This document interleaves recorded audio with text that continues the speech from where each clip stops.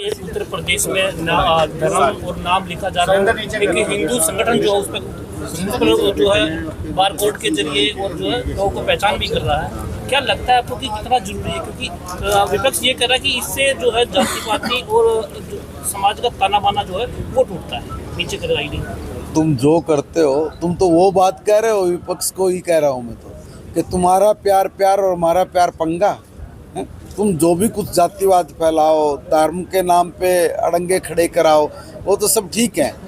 ये सावन का महीना है, भगवान शिव का महीना है, और इसमें भक्तों की अपनी स्वयं की एक मन की बात है कि भाई वो कहीं किसी भी कारण से उनके मन की पवित्रता भंग ना हो, और भंग करने वाले जो अपनी अपनी आस्था के मुताबिक जो लोग जीते हैं, रहते हैं, सेवा करते हैं, वो कर रहे हैं। तो उसमें आप गलत पहचान लगा के किसी के मन की भावनाओं को आप लोग दुखी नहीं दे सकते, उनको आहत नहीं कर सकते।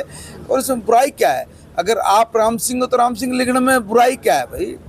और तुम लोग उनको ये ठीक कहने की बजाय कि देख भाई तू मोहम्मद यूनिस है तो मोहम्मद यूनिस लिख ले, तू मैडम ओम प्रकाश क्यों लिख रहा है, महिपाल क्यों लिख रहा है? तो मतलब धोखा देने के लोगों की भावनाओं को आहत करना ये समझदारी नहीं है।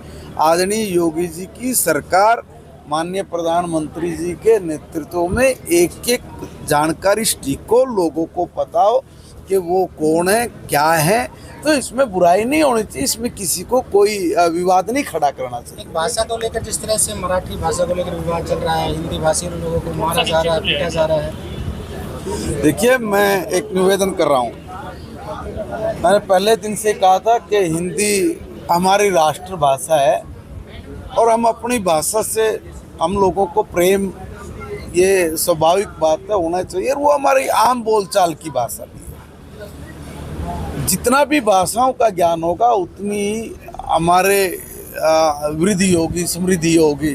भाषा ज्ञान कोई बुराई नहीं है, मगर किसी पर ये थोपना कि भाई यही बोलो, ये गलत है। देखिए, ये देश सबका है और सब इस देश में है।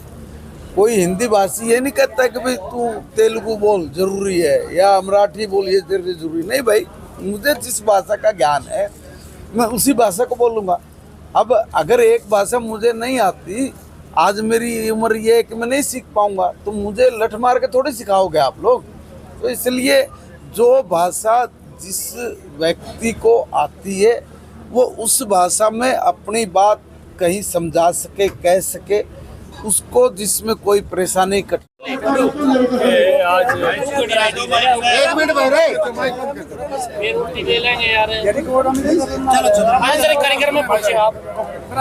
जाट भवन रोहतक में जाट समाज ने जो यूपीएससी परीक्षा में सफल हुए हैं, ऐसे सारे अभ्यर्थियों को आज बुला के सम्मानित किया। इस मौके पर हरियाणा के माननीय शिक्षा मंत्री महिपाल गहांडा जी और समाज के सभी जाने माने लोगों को बुलाया। मैं कहूँगा कि बहुत अच्छी पहल है। जितने भी यहाँ पर ऐसे अभ्यर्थी पहुँचे जिन्होंने सफलता हासिल की है और उनके पेरेंट्स पहुँचे, उन्होंने अपनी जो एक कहानी भी बताई कि किस प्रकार से उन्होंने सफलता अर्जित की है। माता पिता ने भी बताया कि किस प्रकार से उन्होंने अपने बच्चों का मोटिवेशन बनाए रखा। आने वाली पीढ़ियों के लिए, वर्तमान जो अभी तैयारी कर रहे हैं उन सब के लिए कहानियाँ बहुत शानदार होंगी।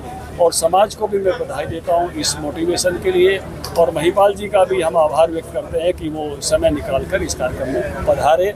बहुत बहुत अभिनंदन। सर, जिस तरह से बीजेपी के राष्ट्रीय अध्यक्ष के चुनाव की प्रक्रिया तेज कर दी गई है, 3 साल हो चुके हैं, लेट होने के कारण क्या अब तक कांग्रेस पे सवाल उठाते हैं कि वो राष्ट्रीय अध्यक्ष का अपने पद से जो बदलते ही नहीं वो कहाँ सवाल उठाएंगे? उनके तो अध्यक्ष जिले के भी नहीं बने अभी, इसलिए उनके सवालों को तो छोड़ ही दीजिए आप, है ना। वर्षों वर्ष वहाँ एक ही प्रकार का लीडरशिप है।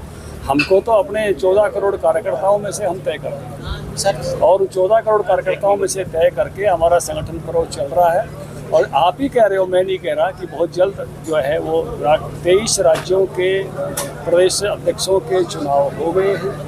कुल 37 राज्य हैं, वैसे 36 हैं। हम मुंबई को एक राज्य के रूप में जो है अपना संगठन बना के चलते हैं। उसमें से 23 के संपन्न हो गए हैं और जिस दिन भी हमारे चुनाव अधिकारी तिथि रखेंगे उन्हीं 2 दिनों के बीच में एक दिन नॉमिनेशन होता है और अगले दिन जो है चुनाव हो जाता है, उसी दिन चुनाव हो जाएगा। इसलिए संगठन पर्व चल रहा है और बहुत जल्द ही जो है जो जगह बची है उन सब में भी ये चयन हो जाए। अच्छा सर, आपने एक स्पीच में एक बड़ी बात कही आपने स्पीच में कि कुछ रूठना नहीं चाहिए और जो गलतियां हुई हैं उनको सुधारा भी जा सकता है।